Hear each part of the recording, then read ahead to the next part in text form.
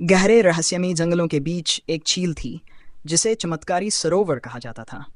ये झील अपने अंदर अपार शक्तियों को समेटे थी और कहते हैं कि जिसने भी इसकी गहराइयों को छुआ वह या तो अपार शक्तियों से भर जाता या फिर सदा के लिए खो जाता। इसी झील में एक जलमयी परी निवास करती थी।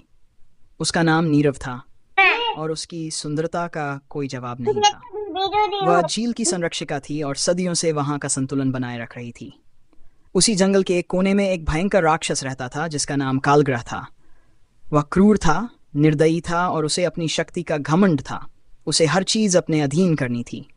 और जब उसे चमत्कारी सरोवर के बारे में पता चला तो उसने निश्चय किया कि वह झील की शक्तियों को अपने वश में करेगा। लेकिन झील के पास पहुंचते ही नीरव ने उसे रोक दिया। दोनों के बीच भयंकर युद्ध हुआ जिसमें जंगल के पेड़ पौधे कांप उठे, आसमान काला हो गया और झील की लहरें उग्र हो गईं। आखिरकार नीरव ने अपनी शक्तियों से कालग्रह को कमजोर कर दिया, लेकिन वह उसे पूरी तरह नष्ट नहीं कर सकी। कालग्रह घायल होकर जंगल के दूसरे छोर में चला गया, जहां उसने वर्षों तक अपनी शक्तियों को पुनः प्राप्त करने का प्रयास किया। उसने महसूस किया कि झील की शक्तियों को पाने का एक ही तरीका था, नीरव की शक्तियों का अंश किसी और के अंदर उतार देना, ताकि वह उस पर नियंत्रण रख सके। इसी उद्देश्य से उसने एक अंडा रचा जिसे उसने गहरे अंधेरे मंत्रों से सींचा। लेकिन नियति को कुछ और ही मंजूर था। वर्षों बाद जब वह अंडा फूटा तो उसमें से एक कन्या ने जन्म लिया। वह साधारण नहीं थी। उसकी चमकती नीली आंखें नीरव जैसी थीं और उसके बालों में छुपी थी राक्षसी अग्नि की लपटें। वह न जलमयी परी थी न पूरी तरह राक्षसी। वह दोनों के गुणों को समेटे थी। कालग्रह ने उसका नाम रखा अरिन्या। अरिन्या बड़ी होने लगी और उसके अंदर दोनों शक्तियों का संघर्ष चलता रहा। कभी वह झील की ओर आकर्षित होती तो कभी उसे कालग्रह की अंधकारमयी शक्ति बुलाने लगती। उसे अपनी पहचान समझ नहीं आती थी, लेकिन एक बात स्पष्ट थी, वह इस दुनिया के लिए आम नहीं थी। जब उसे पहली बार यह पता चला कि उसे झील के पास जाने की मनाही थी तो उसकी जिज्ञासा और बढ़ गई। एक रात जब जंगल सो रहा था, अरिन्या अपने भीतर उठते प्रश्नों के उत्तर खोजने के लिए झील की ओर बढ़ी। जैसे ही उसके पैर पानी में पड़े, एक हलचल हुई। जल की गहराइयों से नीरव प्रकट हुई। उसकी आंखों में विस्मय था। तुम कौन हो? नीरव ने पूछा, लेकिन उसके हृदय में एक अनजान स्नेह भी उमड़ रहा था। अरिन्या कुछ नहीं बोल सकी। वह नीरव को देखती रही जैसे उसकी आंखों में कोई भूली बिसरी स्मृति छुपी हो। नीरव ने अपने जलमयी हाथ अरिन्या की ओर बढ़ाए, लेकिन तभी अचानक कुछ ऐसा हुआ जिसकी किसी ने कल्पना भी नहीं की थी।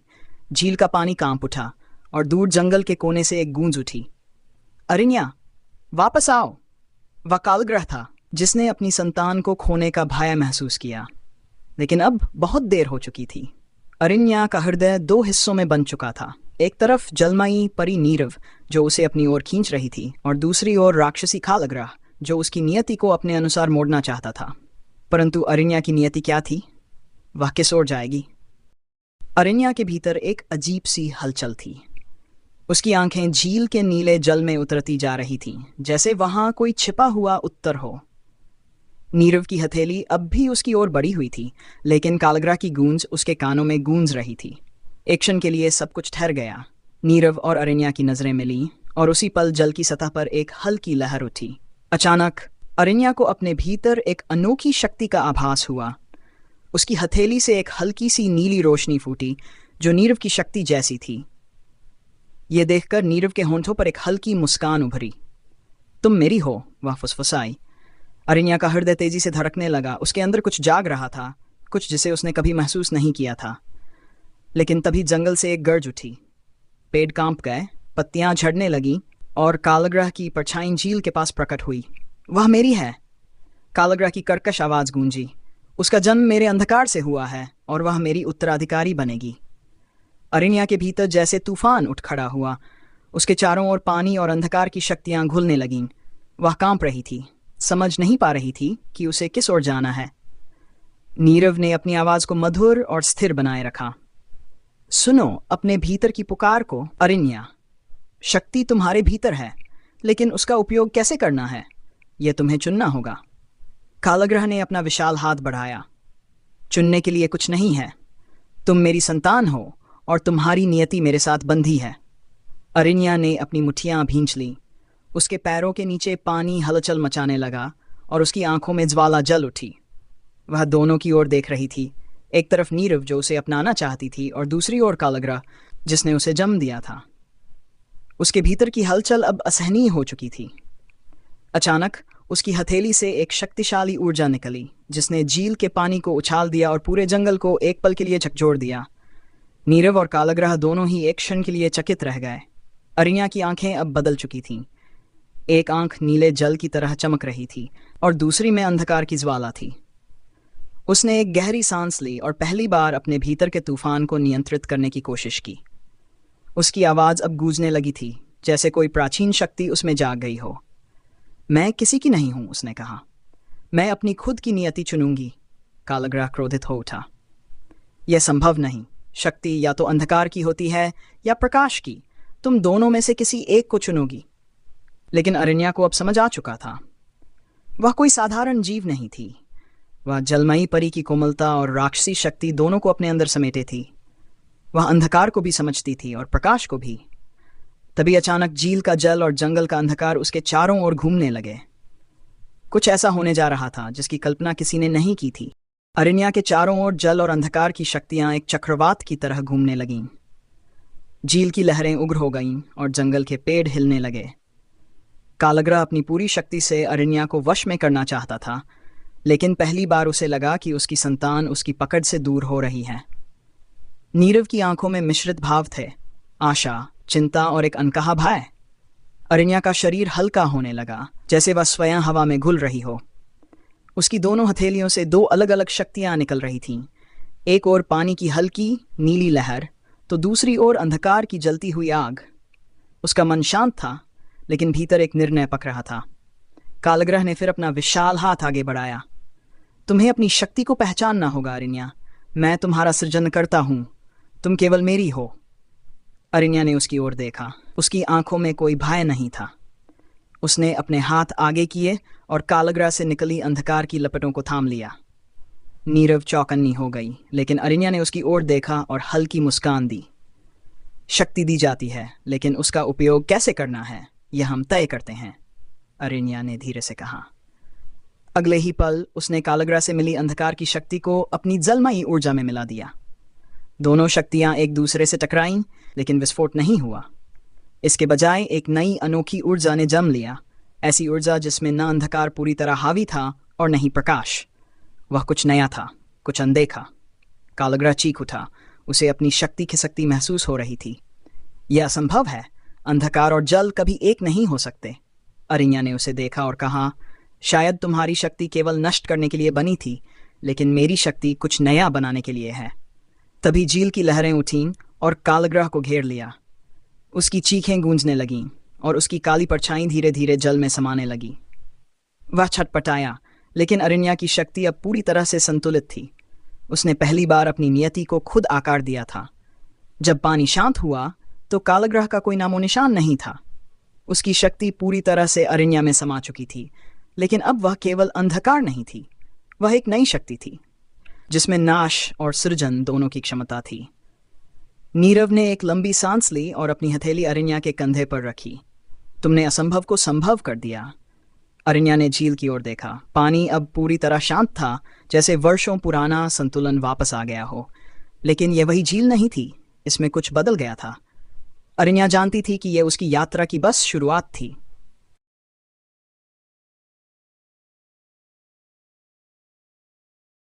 झील की सतह पर हल्की तरंगें अब भी कांप रही थीं, जैसे जल स्वयं भी इस परिवर्तन को स्वीकारने में थोड़ा समय ले रहा हो। अरण्या ने अपनी हथेलियों को देखा।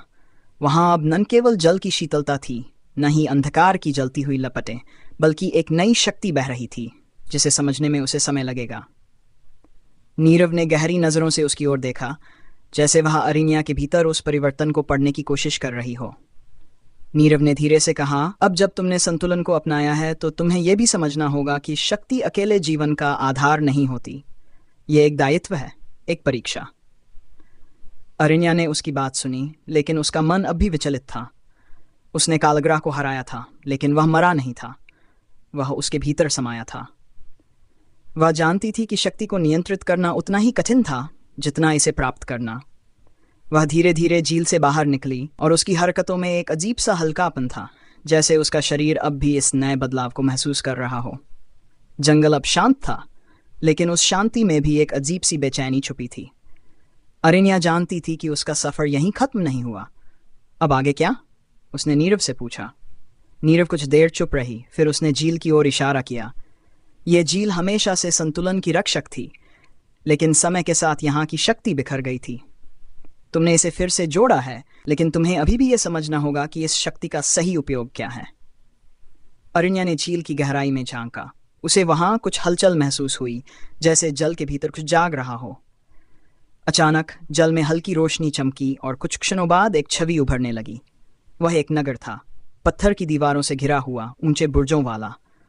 वहां के लोग भयभीत दिख रहे थे और आसमान में एक छाया मंडरा रही थी। अरण्या को यह स्थान अजनबी लगा, लेकिन नीरव की आंखों में एक गहरी गंभीरता आ गई। यह वो स्थान है जहां तुम्हें जाना होगा, नीरव ने कहा। यह कौन सा नगर है? अरण्या ने पूछा। इसका नाम धूसरगढ़ है, नीरव ने उत्तर दिया। यहां वर्षों से एक श्राप मंडरा रहा है। एक समय था जब यह नगर समृद्ध था, लेकिन अब यह धीरे धीरे अंधकार में समा रहा है। अरण्या ने छवि को गौर से देखा। उसने वहां के लोगों की आंखों में डर देखा और दूर एक काला धुआं उठता दिखाई दिया। यह अंधकार क्या है? उसने पूछा। नीरव की आवाज में चिंता थी। यह कालग्रह की अंतिम योजना थी। उसने अपनी सारी शक्ति केवल तुम्हारे लिए नहीं रखी थी। उसने इसे इस नगर में भी छोड़ दिया था, ताकि अगर वह खुद न रहे तो भी उसका अंधकार जीवित रहे। अरण्या को पहली बार एहसास हुआ कि उसने केवल एक युद्ध जीता था, लेकिन असली लड़ाई अभी बाकी थी। तो मुझे वहां जाना होगा, उसने दृढ़ता से कहा। नीरव ने धीरे से सिर हिलाया। लेकिन याद रखो, तुम्हारी शक्ति अब अनोखी है। तुम न केवल जल की रक्षक हो, नहीं केवल अंधकार की उत्तराधिकारी। तुम्हें खुद को समझना होगा, अपनी शक्ति को पहचानना होगा और सही निर्णय लेना होगा। अरण्या ने गहरी सांस ली। उसके भीतर हल्की हलचल थी, लेकिन अब डर नहीं था। उसने झील की ओर देखा और वहां पानी में उसकी छवि साफ दिखी। एक लड़की जिसके बालों में नीले और काले रंग की हल्की चमक थी, जिसकी आंखों में जल और अग्नि दोनों का संतुलन था। वह जानती थी कि उसका सफर आसान नहीं होगा, लेकिन अब वह तैयार थी। उसने जंगल के घने पेड़ों की ओर देखा, जहां एक नया रास्ता उसका इंतजार कर रहा था। अरण्या ने झील की अंतिम लहरों को निहारा और फिर अपने कदम जंगल की ओर बढ़ा दिए। नीरव ने उसे रोका नहीं, बस उसकी पीठ पर हल्का स्पर्श किया, जैसे एक आशीर्वाद, एक संकेत कि वह अपने मार्ग पर अकेली नहीं थी। जंगल की पगडंडियां लंबी और जटिल थीं। हर पेड़, हर लता जैसे उसकी यात्रा का गवाह था। हवा में एक अजीब सी फुसफुसाहट थी, मानो जंगल स्वयं उससे बातें कर रहा हो। लेकिन अरण्या की आंखें केवल आगे के सफर पर टिकी थीं। धूसरगढ़ तक पहुंचने में समय लगेगा, और वह नहीं जानती थी कि वहां क्या इंतजार कर रहा था। जैसे जैसे वह आगे बढ़ी, जंगल घना होता गया, यहाँ तक कि सूर्य की किरणें भी नीचे तक नहीं पहुंच रही थीं। एक पल के लिए उसे ऐसा लगा जैसे वह किसी और ही दुनिया में आ गई हो। तभी एक हल्की आवाज आई। कोई छाया पेड़ों के बीच से सरक रही थी। अरण्या ठिठक गई। कौन है वहां? उसकी आवाज स्पष्ट थी, लेकिन हल्की सी सतर्कता उसमें छुपी थी। कोई जवाब नहीं आया, लेकिन झाड़ियों में सरसराहट जारी रही। अचानक एक हल्की हंसी गूंज उठी। यह हंसी किसी बच्चे की लग रही थी, लेकिन उसमें एक अजीब सा रहस्य था। अरण्या आगे बढ़ी और उसके सामने एक छोटा सा बालक खड़ा था। उसकी त्वचा राख जैसी थी, आंखें गहरी काली, और उसके होंठों पर एक रहस्यमयी मुस्कान थी। तुम कौन हो? अरण्या ने पूछा। बालक ने सिर झुका लिया, मानो उत्तर देने के लिए सोच रहा हो। फिर उसने धीरे से कहा, मैं एक संदेशवाहक हूं। किसका संदेश लाए हो? उनका, जो तुम्हें देख रहे हैं, जो जानते हैं कि तुम कौन हो और कहाँ जा रही हो। अरण्या ने आंखें संकीर्ण की। और वे कौन हैं? बालक की मुस्कान और चौड़ी हो गई। जो धूसरगढ़ पर अपनी छाया डाल चुके हैं। इस उत्तर ने अरण्या के मन में हलचल मचा दी। क्या वह पहले ही पहचानी जा चुकी थी? क्या उसके वहां पहुंचने से पहले ही उसके दुश्मनों को उसके आने का आभास हो चुका था? अगर वे जानते हैं कि मैं आ रही हूं, तो उन्हें डरना चाहिए, अरण्या ने शांत लेकिन दृढ़ स्वर में कहा। बालक ने सिर हिलाया। उसकी हंसी अब हल्की फुसफुसाहट में बदल गई। डरना? नहीं, वे तुम्हारा इंतजार कर रहे हैं। उन्होंने तुम्हारे लिए कुछ खास तैयार किया। अरण्या कुछ और पूछती, लेकिन अगले ही पल बालक की आकृति धुएं में बदल गई और हवा में विलीन हो गई। वह अब अकेली खड़ी थी, लेकिन उसके भीतर सवालों का तूफान उमड़ने लगा था। यह कौन था? यह किसका संदेशवाहक था? क्या यह कोई चाल थी या सच में कोई शक्ति उसके इंतजार में थी? पर उसने अपने विचारों को ज्यादा भटकने नहीं दिया। वह जानती थी कि हर उत्तर उसे धूसरगढ़ में मिलेगा। उसने गहरी सांस ली और आगे बढ़ गई। घंटों चलते चलते जंगल कुछ हल्का होने लगा। पेड़ अब उतने घने नहीं थे और सामने एक खुला मैदान नजर आने लगा। दूर क्षितिज पर उसे पहली बार धूसरगढ़ के काले बुर्ज दिखे। वे ऊंचे, भयावह और समय की मार से झुके हुए थे, जैसे कई वर्षों से वे एक भयंकर भार उठा रहे हों। लेकिन कुछ और था जिसने उसका ध्यान खींचा। बुर्जों के ऊपर हवा में एक गहरा काला धुआं मंडरा रहा था। वह स्थिर नहीं था, बल्कि धीरे धीरे घूम रहा था, जैसे किसी शक्ति से संचालित हो रहा हो। अरिन्या को पहली बार एक हल्का डर महसूस हुआ, लेकिन उसने उसे अपने भीतर दबा लिया। वह पीछे नहीं हट सकती थी। उसने अपने कदम तेज किए और धूसरगढ़ की ओर बढ़ने लगी। हर कदम के साथ हवा भारी होती जा रही थी। ऐसा लग रहा था जैसे यह नगर उसे अपने अंदर खींच रहा हो, उसकी परीक्षा लेने को तैयार हो। जैसे ही वह मुख्य द्वार के पास पहुंची, उसे एहसास हुआ कि यह केवल एक नगर नहीं था, यह कुछ और था। कुछ ऐसा जिसे देखने और समझने के लिए केवल आंखें ही नहीं, बल्कि एक सशक्त आत्मा चाहिए थी। अरिन्या धूसरगढ़ के द्वार के सामने खड़ी थी। विशाल पत्थरों से बना यह द्वार टूटा फूटा था। उस पर समय की मार साफ छलक रही थी। जगह जगह दरारें थीं और उन दरारों से काले धुएं की पतली लहरें रिस रही थीं। हवा भारी थी, मानो अंधकार यहाँ सिर्फ दिखाई ही नहीं दे रहा था, बल्कि सांसों में घुल गया था। उसने धीरे से दरवाजे पर हाथ रखा और उसी क्षण एक ठंडी लहर उसकी उंगलियों से होकर पूरे शरीर में दौड़ गई। यह जगह जीवित थी, इसकी अपनी यादें थीं। उसके कानों में फुसफुसाहटें गूंज उठीं, कुछ टूटी फूटी आवाजें, जैसे कोई बीते समय की कहानियां सुना रहा हो। वह आएगी, नियति उसे यहाँ खींच लाई है, लेकिन क्या वह तैयार है? अरिन्या ने अपनी आंखें बंद की और गहरी सांस ली। यह उसकी परीक्षा थी। उसने अपनी हथेली से हल्की ऊर्जा निकाली। न जल की ठंडक, न अंधकार की ज्वाला, बल्कि वह शक्ति जो उसने स्वयं निर्मित की थी। जैसे ही उसकी ऊर्जा द्वार को छुई, पत्थर कंपन करने लगे और धीरे धीरे दरवाजे खुल गए। अंदर एक संकरी गली थी, जहां केवल मनसी रोशनी थी। उसने कदम आगे बढ़ाया। जैसे ही वह भीतर गई, दरवाजे अपने आप बंद हो गए। अब वह धूसरगढ़ के भीतर थी। नगर सुनसान था, लेकिन वह निर्जीव नहीं था। हर कोने, हर ईंट में एक कहानी छुपी थी। सड़कों पर धूल की मोटी परत थी, घरों की खिड़कियां टूटी हुई थीं और गलियों में एक अजीब सी नमी थी। ऐसा लग रहा था जैसे यहाँ वर्षों से कोई नहीं रहा, फिर भी हर चीज़ पर नज़र रखी जा रही थी। जैसे ही वह आगे बढ़ी, हवा में एक हलचल हुई। उसने पीछे मुड़कर देखा, कोई नहीं था। लेकिन फिर सामने अचानक धुंधली परछाइयाँ बनने लगीं। ये इंसानों की आकृतियाँ थीं, लेकिन उनके चेहरे अस्पष्ट थे। वे धीरे धीरे आकार ले रहे थे, जैसे कोई भूली हुई स्मृति फिर से जाग रही हो। तुम कौन हो? अरिन्या ने पूछा। परछाइयाँ स्थिर हो गईं। कुछ देर तक सन्नाटा रहा, फिर एक आवाज़ आई, कोई बूढ़ा स्वर, थका हुआ लेकिन गहरा। हम वे हैं जिन्हें समय ने भुला दिया। अरिन्या ने उनकी ओर एक कदम बढ़ाया। क्या तुम यहाँ के लोग हो? एक और परछाई आगे आई। हम कभी थे, लेकिन अब हम केवल अतीत की परछाइयाँ हैं। धूसरगढ़ हमसे छिन गया और जो बचा वह केवल यह श्रापित नगर है। अरिन्या ने महसूस किया कि ये आत्माएं केवल भूत नहीं थीं, वे इस जगह का हिस्सा थीं, इसकी पीड़ा का प्रमाण। यह सब क्यों हुआ? उसने पूछा। परछाइयाँ कुछ देर तक चुप रहीं, फिर बूढ़ी आवाज़ फिर से गूंजी। क्योंकि हम में कोई ऐसा नहीं था जो संतुलन ला सके। अरिन्या को ये शब्द चुभ गए। उसने झील में जो देखा था, जो शक्ति उसने पाई थी, क्या वह इस नगर के उद्धार के लिए थी? क्या यह श्राप हट सकता है? परछाइयाँ धीरे धीरे हिलने लगीं, जैसे उनकी धुंधली आकृतियों में एक हलचल आ गई हो। शायद, लेकिन यह आसान नहीं होगा। क्या करना होगा? तभी नगर के बीचों बीच एक धड़धड़ाहट हुई। अरिन्या ने सिर घुमाया और देखा कि दूर एक विशाल मीनार थी। उसकी ऊंचाई इतनी अधिक थी कि उसका शिखर धुंध में छुपा हुआ था। मीनार के चारों ओर काला धुआं घुमड़ रहा था और उसके अंदर से एक गहरी डरावनी धड़कन सुनाई दे रही थी, जैसे वहां कुछ जीवित था, कुछ ऐसा जो जागने की कगार पर था। उत्तर वहीं मिलेगा, बूढ़ी आवाज ने कहा। अरिन्या ने मीनार की ओर देखा। यह यात्रा जितनी कठिन लग रही थी, उससे अधिक रहस्यमयी थी, लेकिन अब वह पीछे नहीं हट सकती थी। उसने अपना हाथ मुट्ठी में भींचा, अपनी शक्ति को महसूस किया और फिर नगर की टूटी फूटी गलियों में उस मीनार की ओर कदम बढ़ा दिए।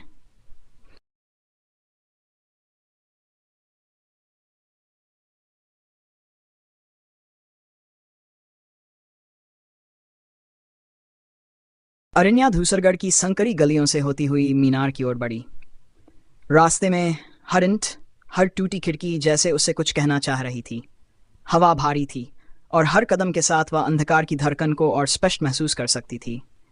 ये केवल एक श्रापित नगर नहीं था, ये एक जीवित स्मृति थी, एक ऐसी पीड़ा जो कभी समाप्त नहीं हुई थी। जैसे ही वह मीनार के पास पहुंची, उसकी दीवारों पर अचानक हल्की चमक दौड़ गई। ये कोई साधारण भवन नहीं था, यह धूसरगढ़ की आत्मा थी जो अब भी अंधकार में बंधी हुई थी। दरवाजे पर अजीब सी आकृतियां बनी हुई थीं, कुछ डरावनी, कुछ दयनीय और कुछ ऐसी जो मदद की गुहार लगाती प्रतीत हो रही थीं। अरिन्या ने गहरी सांस ली और दरवाजे को छुआ। ठंडक उसके शरीर में दौड़ गई, लेकिन उसने अपने भीतर की ऊर्जा को जागृत किया। वह जल की शक्ति और अंधकार के संतुलन को महसूस कर सकती थी। उसने अपनी शक्ति को धीरे धीरे दरवाजे में प्रवाहित किया और अचानक दरवाजे खुद ब खुद खुल गए। अंदर घना अंधेरा था, लेकिन वह पीछे नहीं हटी, वह भीतर दाखिल हुई। सीढ़ियां लंबी और सकरी थीं और हर कदम के साथ दीवारों से कुछ फुसफुसाहटें उठ रही थीं। ये वही आवाज़ें थीं जो उसने पहले सुनी थीं, नगर के लोग, उनकी व्यथा, उनका विलाप। लेकिन सबसे ऊपर से एक और आवाज़ आ रही थी, गहरी, शक्तिशाली और क्रोध से भरी हुई। वह अंतिम सीढ़ी पर पहुंची और उसके सामने एक विशाल कक्ष था।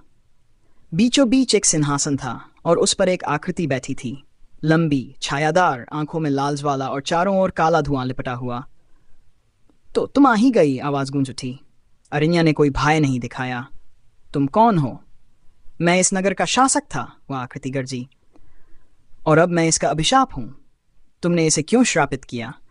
क्योंकि मैंने शक्ति को वश में करना चाहा, लेकिन शक्ति किसी की नहीं होती, और जब मैंने इसे बांधने की कोशिश की तो ये मेरे ही विरुद्ध हो गई। अब मैं इसी नगर में कैद हूं, और जो कोई यहां आता है वह भी इस अंधकार का हिस्सा बन जाता है। अरिन्या ने सिंहासन की ओर देखा। वह जानती थी कि यह उसकी अंतिम परीक्षा थी। अगर तुम मुक्त होना चाहते हो तो यह श्राप समाप्त करना होगा। मुक्ति के लिए मूल्य चुकाना पड़ता है। क्या तुम तैयार हो? अरिन्या ने बिना झिझक कहा, हाँ। अचानक वह आकृति हवा में उठी और कक्ष में अंधकार फैलने लगा। लेकिन अरिन्या ने अपनी शक्ति को संतुलित किया। उसने अपनी दोनों हथेलियां खोली, एक में जल की शीतलता और दूसरी में अंधकार की गर्मी। उसने दोनों को मिलाया और एक नई ऊर्जा उत्पन्न हुई, शुद्ध, संतुलित और मुक्त करने वाली। अंधकार चीख उठा, जैसे वर्षों की पीड़ा अब विस्फोट के कगार पर थी।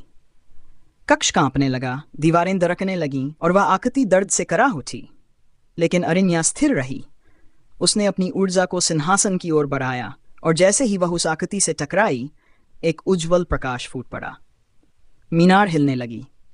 बाहर नगर में हवा तेज हो गई और धूसरगढ़ की गलियों में बिखरा अंधकार धीरे धीरे मिटने लगा। आत्माएं जो वर्षों से बंधी थीं, वे हल्की होने लगीं, जैसे किसी ने उनका भार हटा दिया हो। जब प्रकाश शांत हुआ तो सिंहासन खाली था। वह आकृति विलीन हो चुकी थी और चारों ओर एक अजीब सी शांति थी। अरिन्या ने चारों ओर देखा। धूसरगढ़ अब भी टूटा हुआ था, लेकिन अब यह अभिशप्त नहीं था।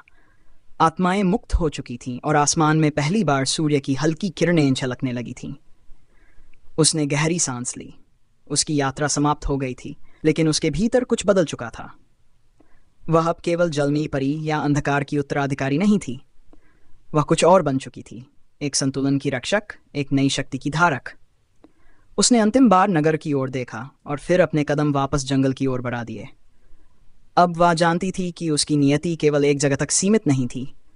उसे आगे बढ़ना था, क्योंकि कहीं न कहीं किसी और स्थान को भी संतुलन की आवश्यकता होगी।